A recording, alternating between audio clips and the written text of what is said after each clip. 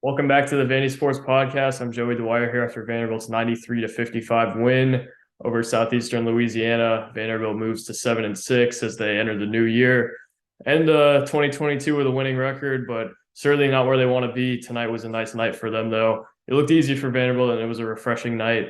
So a lot to like from Vanderbilt tonight, even in a season where there's been a lot of dark. Tonight was a light and certainly a night that Vanderbilt wants to build on. As Noah Shelby had 12 points. Vanderbilt's freshman class played a lot and made a decent impact tonight. Colin Smith had 8. Shelby obviously had 12. Malik Dia had 5 and showed some flashes of being a really good player. Lee Dort also got in the game, had 3 points, 3 rebounds, and 2 blocks. So you can kind of see what everybody likes about this freshman class. The guys aren't completely ready yet, but certainly some flashes for them. Paul Lewis also had 6 points and went to the line 4 times and knocked down all 4. So really like what I've seen from Paul Lewis. He may not be a game-changing type guard who's going to be a super high-volume scorer, but he's steady. He doesn't turn it over a whole lot. Only had 1 turnover tonight. I think that's one of maybe 3 or 4 he's had all season. So a lot to like from this freshman group tonight. And maybe they haven't been the impact group that maybe we were hoping, but Vanderbilt's going to need something from them, especially Colin Smith down the stretch here. And I think it's certainly encouraging to see kind of what they gave Vanderbilt tonight.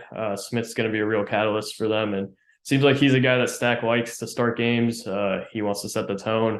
And Colin Smith's a tone setter. He's a guy who goes out there with a lot of energy, gets on the glass, although he only had 2 rebounds tonight, brings a lot of energy there, has deflections on the glass, and is really growing into the offensive player that we think he can be long term. So a lot to like from Colin Smith in the class in general. Tonight was more of a balanced night for Vanderbilt, though. There wasn't one super impressive performer. It was a nice night from the team, though. 14 threes, a lot of assists too, which is 21 assists to just 7 turnovers, which is something that Vanderbilt has sorely lacked throughout the year. A 3-to-1 turnover ratio is something that they'll certainly take, and something that they really want to build on as they hit SEC play. Really balanced scoring attack tonight, like I mentioned. 12 points from Noah Shelby, 10 from Ezra Magnon, 7 from Jordan Wright, who Jerry Stackhouse after the game called their toughest player. Tyron Lawrence also chipped in 7, and he left before the half. Maybe not before the half, but came out of the halftime in street clothes after a calf strain. Jerry Stackhouse is still not sure exactly how bad that is, but if Tyron Lawrence can't go the second half of the season, it makes Jordan Wright that much more important. It makes Ezra that much more important.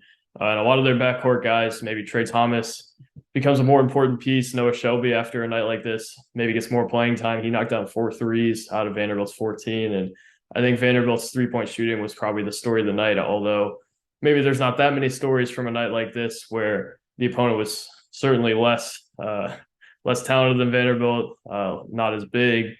Vanderbilt shot really well from beyond the arc, and you can probably replicate that somewhat well in SEC play. To me, that's kind of how Vanderbilt gets even with a team like Alabama or a team like Kentucky, is just by having a really hot 3-point shooting night. That's probably where they're going to get even. It's not going to be their athleticism. They haven't forced turnovers the way you would like, but the 3-point shooting is something that can carry over even against more athletic, more talented teams. They certainly have some off the dribble scoring. Jordan Wright can provide that a little bit. Ezra Magnon can get downhill. He was 5 for 7 tonight. Liam Robbins also obviously going to be a focal point of the offense, hopefully. But Vanderbilt, I think, long term has to hit the 3 ball at a high level, and they did that tonight. Hit 14 threes, which is a season high, while shooting almost 38% from beyond the arc. And the line was also a nice story tonight. Vanderbilt's probably not going to get to the line a whole lot throughout the SEC season, but they got there 11 times tonight and knocked down 9 free throws. Lee Dort missed 1, and the other one was missed by Manuel Ansong, who had a really nice N1 that sparked that free throw. But just a nice night for Vanderbilt in general, and one that was refreshing. Hey, had 57 bench points. Obviously, the bench consists of Jordan Wright, most nights Ezra Magnon and Liam Robbins, who Stack kind of pushed back on the idea, or he kind of has generally, of starting those guys. He seems to think that Wright and Robbins especially are better off the bench, so maybe that's something that he ends up going to generally. But 57 bench points tonight, really impressive considering Southeastern Louisiana only had 55 total, and from here, the road certainly does not get easier. They have South Carolina on Tuesday in a game that almost feels like a must-win season. Really could be a turning point in their season. Obviously, the tournament's really far off, but if they lose this game, things could get real dark. The confidence within the program, I think, is pretty high for a team that's performed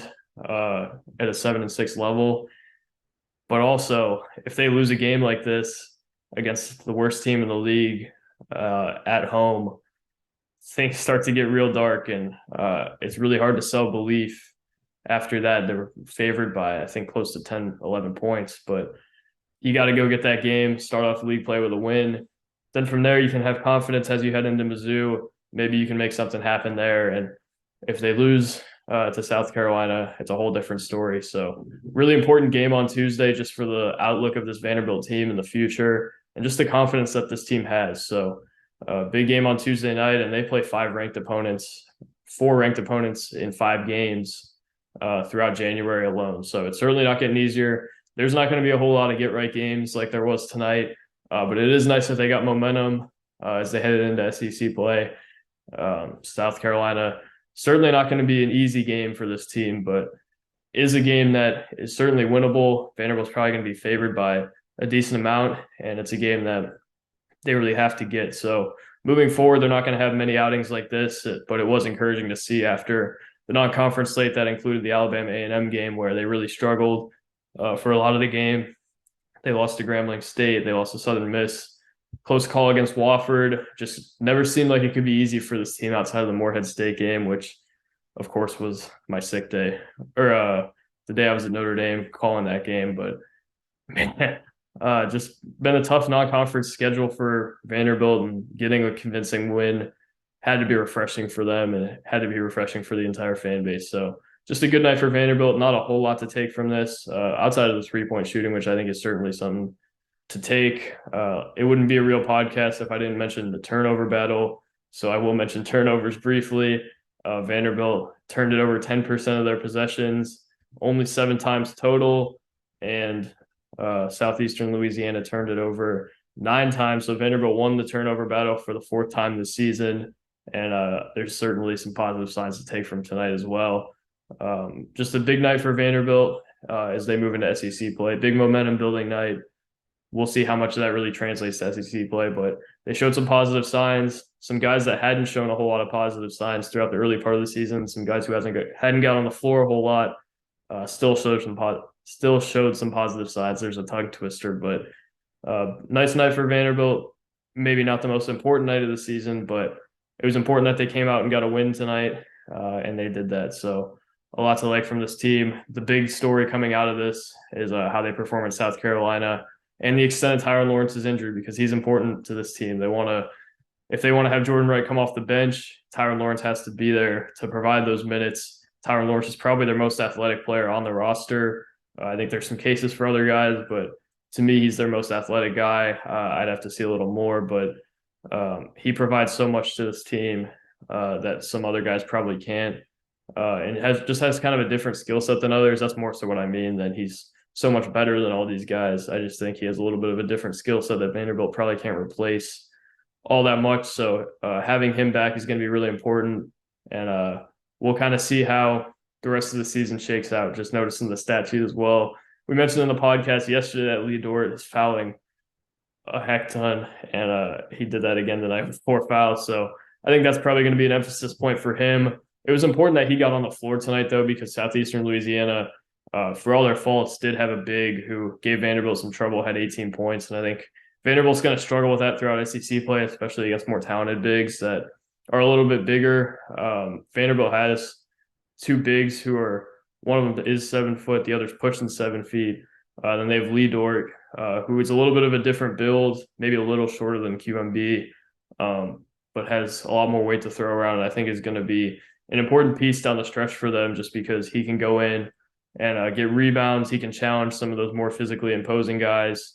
And I think him and Malik Dia, who also got 10 rebounds tonight, which that's probably the most underrated stat of the night. Robin's got 11. Stack's been kind of getting after him for his rebounding. Got 11 tonight, so that's encouraging. Jordan Wright had 9, but Malik Dia having 10 is really impressive. 2 on the offensive glass as well. They're going to need Dia, and they're going to need Dort down the stretch here to be able to stay on the floor for at least a solid amount of time against those type of big men. And it's going to be important that those two guys can maybe be in a rotation as the third big if Robbins gets in foul trouble or if QMB gets in foul trouble, or just to keep those guys out of foul trouble. So those two are important, and they showed tonight that they can hit the glass a little bit, 13 rebounds combined, but also they showed why.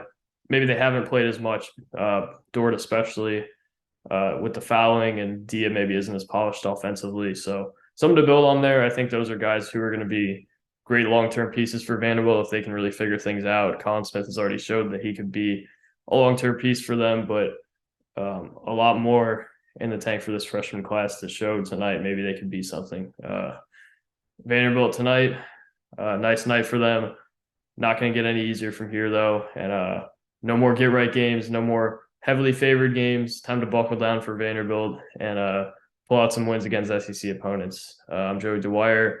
We'll be back covering games in person in a few weeks, but Chris will be at the game again on Tuesday. I'll be doing another post-game video and maybe a 3-2-1. So I appreciate you guys watching and reading our content. Be sure to subscribe so we can continue to go live and read our work at vandysports.com. Thank you guys for the support. God bless and peace.